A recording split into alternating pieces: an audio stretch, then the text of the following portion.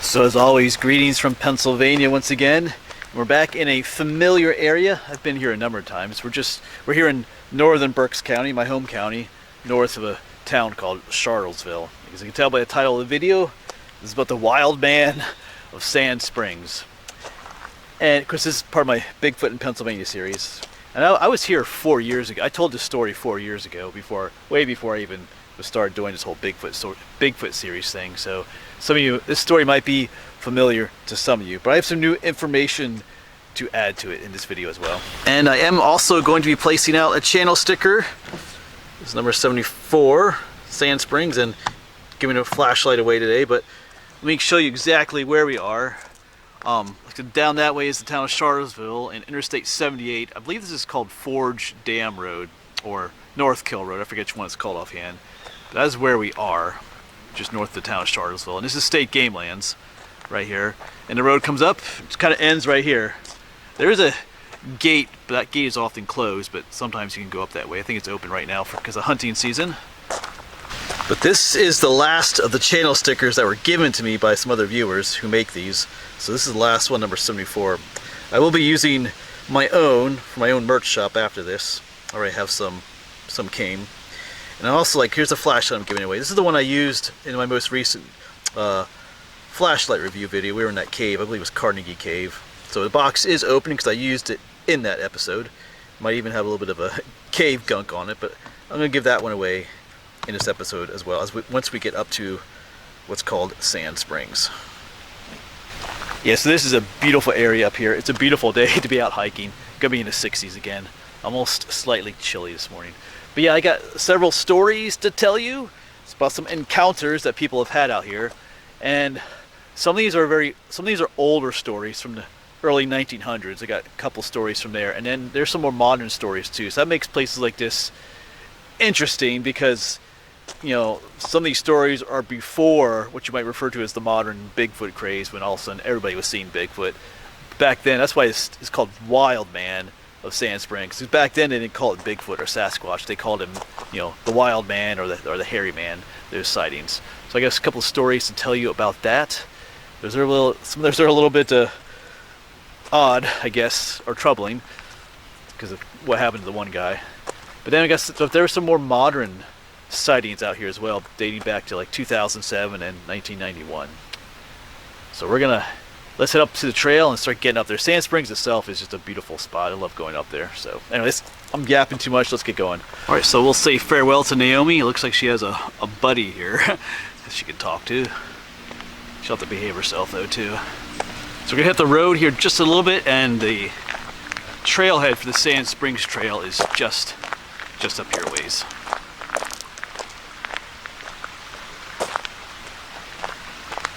And then just like that right here is the trailhead for the Sand Spring Trail. As you can see, we're not terribly far up from the parking lot. It's just down there a ways. Alright, so here we go. I love this hike.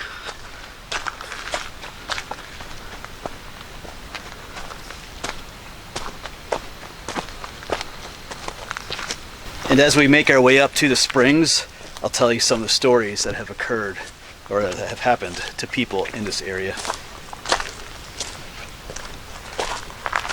I should mention too that I'm not 100% sure that some of the stories pertain to this exact spring, but some of those older stories say the men were north of Charlottesville by a large spring up on the mountain. That matches this location. We are north of Charlottesville, and Sand Springs, where we're headed, is probably the largest spring up here on the mountain. So it matches the location. And the two modern stories I'm going to tell you happened in this area too. I think one occurred right up where we're headed, one just a little bit further to the east, but all within the same general area. Yeah, so like I said, I just love it up here. Beautiful area.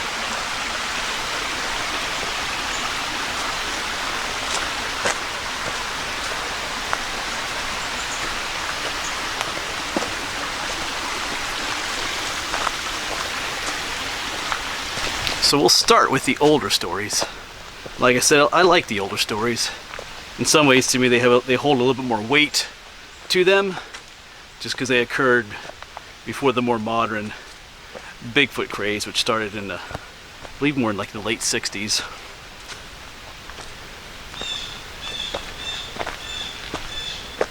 Because back then people weren't necessarily looking for Bigfoot or talking about Bigfoot,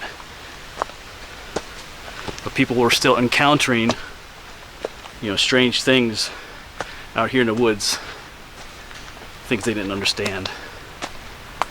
So I gave it names like, as I mentioned earlier, Wild Man or the Hairy Man. So our first story from the early 1900s, probably like around 1906 through 1916, you know, that time era, involves 3 hunters coming out here into the woods. And they saw tracks on the ground, tracks that they didn't recognize. You know, these are hunters. They looked kind of like animal tracks, but kind of like human tracks, something somewhere in between. That they didn't really know what to think of it. But a couple days later, one of the fellows came back to the area, which maybe he shouldn't because of what happened to him. But he came back to the area again, and once again, he saw those tracks. And then later that day, he saw a creature out in the woods, what he referred to as a wild man, a big, huge man, all covered, completely covered in brown hair, as they call it, a hairy man, started walking towards him and just kind of attacked him, kind of tore up his hunting pouch and ruffled him up, and then just kind of ran back off into the woods. Imagine that. I guess many, even as it would be today, many people didn't believe the guy. His other friends that came hunting with him the first time did believe him, though, because they had also seen the tracks. Of course, you gotta remember, these are experienced outdoorsmen, hunters we're talking about, so if he was attacked by an actual man with just long hair, big beard, you'd think he'd know that, but it was a creature that he just didn't seem to recognize or understand what it was. So they call it the Wild Man, referred to it as. So, I mean, even if it's not Bigfoot, that's kind of a disturbing story, like I said at the beginning of this video. Just to be out in the woods, be attacked by some big hairy thing. He wasn't harmed in the attack, but definitely something he would remember. But as you hear a story like that, or as you tell a story like that, in my case, it does make you wonder. It makes you look around a little bit more as you're walking down the trail. Like, what exactly did he encounter that day in the woods? You know, what perhaps could you or I encounter as well? The trail just took on a darker tone.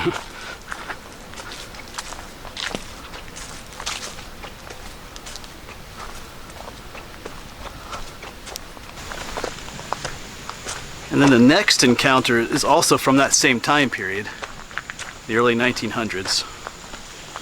Involves, I guess, another hunter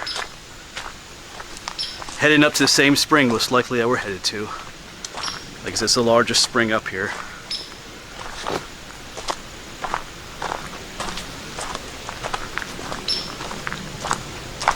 Apparently he got up to that spring. I guess he was getting a drink of water. And all of a sudden he looked up, and on the other side of the spring, just standing there, staring at him, was this large, hairy, man-like creature. He described it as being neither an animal or a man, something in between perhaps, he thought. But a tall, hairy, you know, bipedal creature just standing there, staring at him as he looked up from the spring. But to say the least, he didn't hang around. He didn't hang around to investigate, you know, find out what it was. As the story said, he got on out of there as fast as he could, as fast as his feet would take him. But he did come back up the next day with some friends, brought friends along this time, and according to the story, they did find some odd-looking tracks by the spring. Once again, tracks that were kind of man-like, but not quite. Obviously, someone, even if it was a man, it was someone who wasn't wearing shoes, which would be kind of odd out here. So those are the older stories. Like I said, I think years ago I told these stories in another video, but they are intriguing. I mean, and then when you combine them with the modern stories, it does make you kind of wonder a bit. Is there something out here in the woods here on Blue Mountain by Sand Springs? But here today, it's just a nice, quiet day. A few birds singing every now and then. Breeze rustling through the leaves.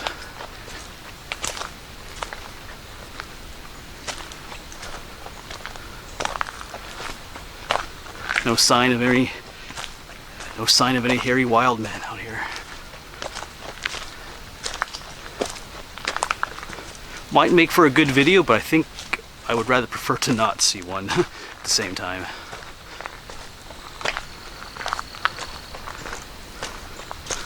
I'd probably like that guy at the spring. I'd probably just get on out of here.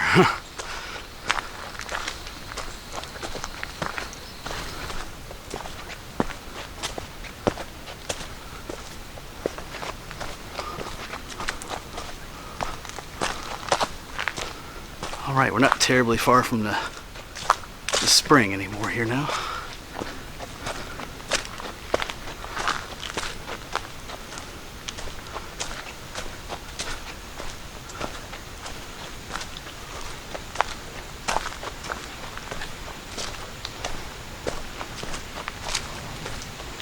Nice, there's a nice little spot off trail here. An old campfire site. I think I'll use this to tell you another story, one of the more modern ones. So this is the story of an encounter that someone had back in 1991, back in the area, right here in the area that we are right now. But quite a bit time after some of the original stories I just told you. I just got to switch out to my reading glasses here, my old man eyes. So let's read this to you. So yeah, 1991, looks like February of 1991. It was at noon. A hunter saw a long, black, 7 to 7.5 foot tall figure, I think it refers to long black hair, weighing approximately 400 to 500 pounds at a distance atop a ridge at 200 yards away. The figure then easily traveled 150 yards in only 1 to 3 minutes uphill through snow and ice, and stopped about 50 yards away and looked at the hunter. It then walked away, turning its upper torso once to look back at the hunter. So there are some similarities between this and the older stories we told, talking about a long, black-haired, bipedal figure, about 7 foot tall. So it looks, it says, weigh about 400 to 500 pounds. So that's if that was a person, that would be a big dude. And for them to be able to run uphill, like he said, in only 1 to 3 minutes, no offense to people that weigh a little bit more, but they can't move that fast uphill. So it does make you wonder, what was it that he saw? Bears don't run up on 2 legs uphill either, so what exactly did he see? Kind of try to picture that in your own mind, being out in the woods hunting by yourself and you see something like that. Right, so that's the one story. Like I said, that happened right here in the area that we're at right now, right in the same area that those older stories from the early 1900s occurred. So are they related, or are they completely unrelated? As what I say with every video in this series, you decide. You listen to the evidence and all that, and you decide. All right. In a little bit, we'll tell you. There's one other shorter story to tell you. That's the one that occurred just a little bit further to the east of here, but still in the same general area. All right, but we're not far from the spring. The trail's going to drop down to like a little ravine, come up out of the ravine, and we're going to have like a little bit of a rocky stretch. And then we'll be at the spring. Maybe we'll tell the last story when we're at the spring. And now we're dropping down into that little ravine.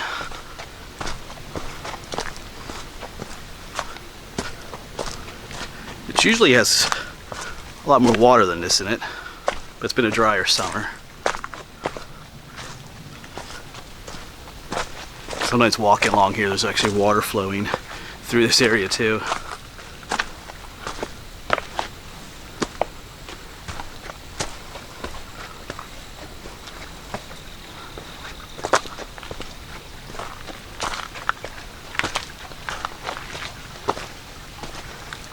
Yeah, there's usually a whole series of little waterfalls right here. Not today. All right. So up here's the rocky section. And not too much further up here, there'll be a trailhead off to the left towards the sand springs. And hopefully, well, I guess we could say hopefully, I would prefer not to see a tall, hairy figure waiting at the spring for us.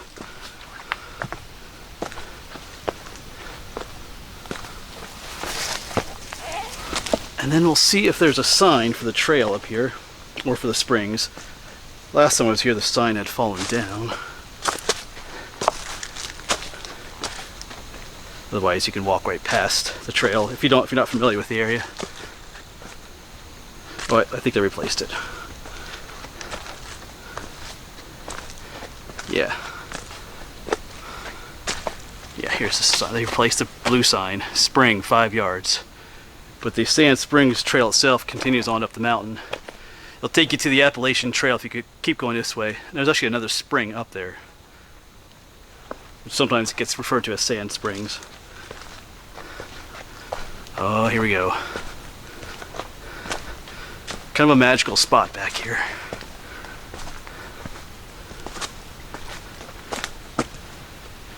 Yeah, here it is.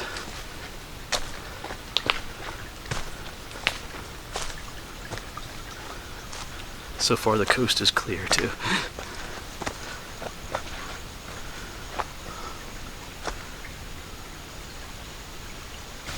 Yeah, and this is the lowest I've ever seen the spring. Usually the water levels are all the way up here. You can see it's all kind of receded. They call it Sand Springs because when there's plenty of water in here, oh wow. Okay, there's a few of them going. This is a place, you know, I think was it last winter I filmed that video of the underwater sand volcanoes. Let me zoom in. The one's up there. As the water comes up through the ground, it brings the sand with it too. Creates those little underwater sand volcanoes, I call them. There's another one down here. There's a little baby one. It's pretty cool. Not as many of them today. Alright, so I'll go ahead and read the last story to you. I believe this one's from 2007. Get my other glasses on here. Like this one occurred more just a little bit to the east of here. November 10th, 2007, Charlottesville. 3 men grouse hunting were walking back to their car when a Bigfoot exited the woods about 50 yards ahead of them. It turned and looked at the men. The man fired a warning shot at the creature. It fell over and then got up and ran off into the woods. Creature described as between 6'11" and 7'2" in height, covered in dark brown or black hair. Skin on the hands and face were black in color. The arms were longer in length. Hands and feet were proportional to the size of the creature.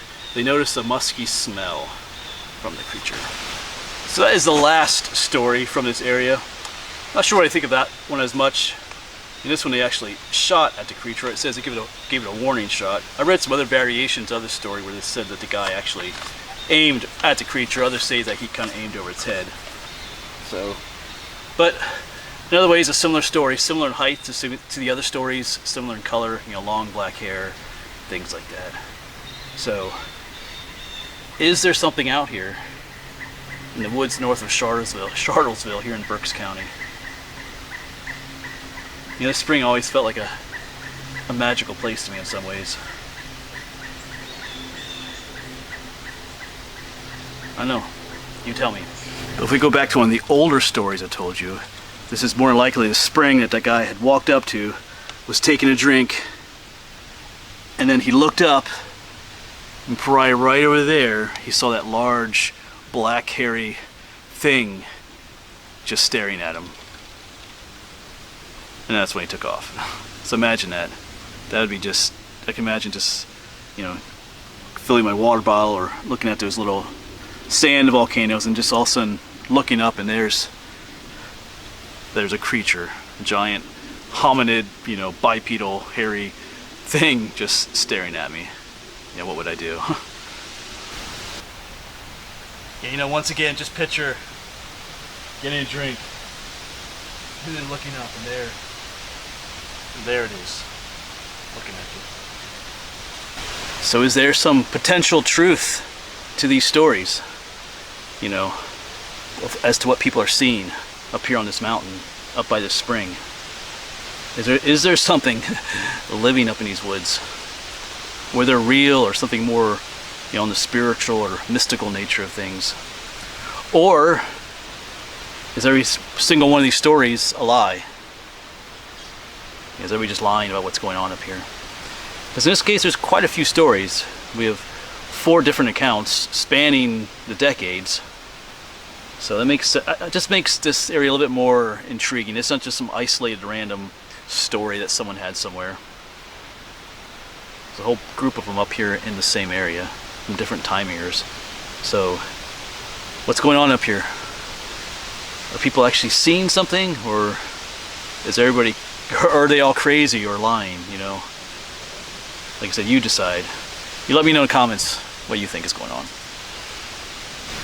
But regardless of what you think of the stories that I've told you today, this is a magical spot. I've always thought it is, and I always think it will be. You know, not necessarily there's literal magic going on here, but I think you know what I'm saying. Just a beautiful spot. Got a little bit of the sun coming in there. Beautiful spring. Lovely location.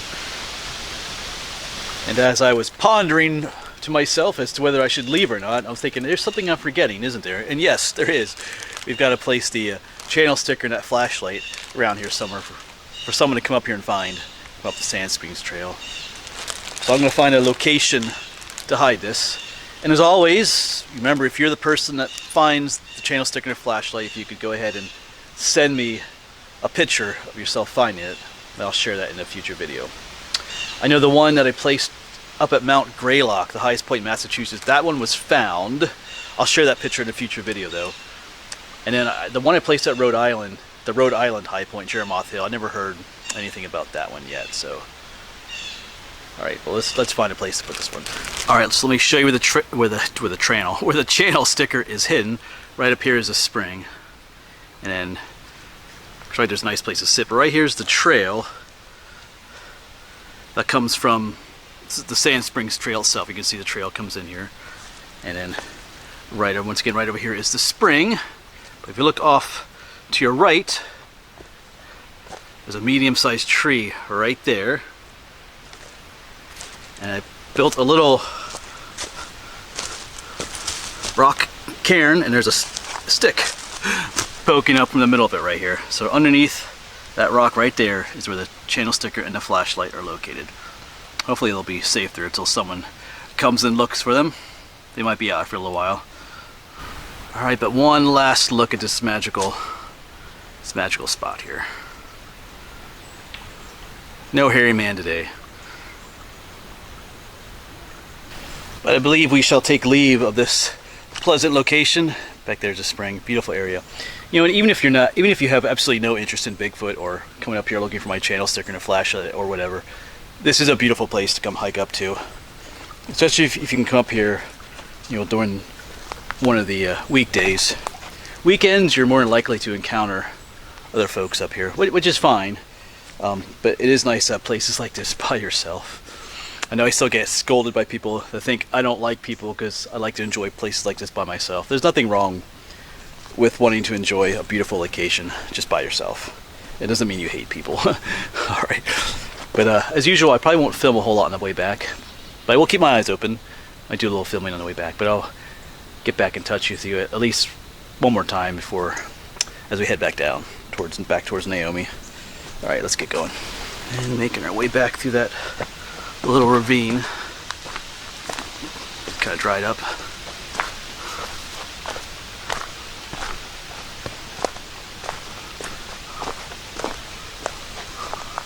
One good thing is that most of the hike is downhill now.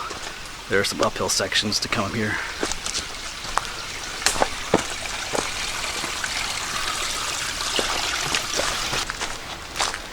Still making our way back. Nothing to see so far, just a couple of squirrels.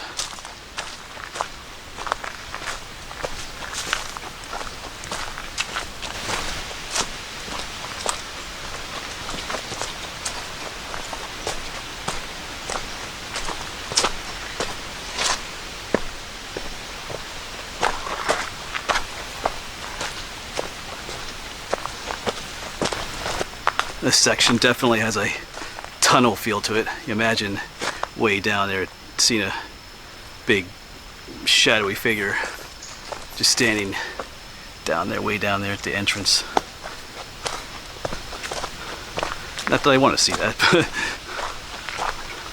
still debating in my mind, what would I, you know, do you really want to see one and get something on video, or I don't know, probably would just pass on that, I think. At the same time, if you actually got footage, that would be amazing too. But I doubt that's going to happen today.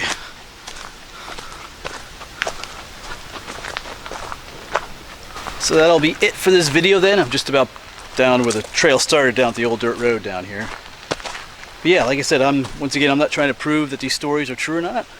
That's up for you to decide. Like, you can say in the comments what you think is going on with all these different stories. Alright, as always, thanks for coming along, and we'll see you on the next one.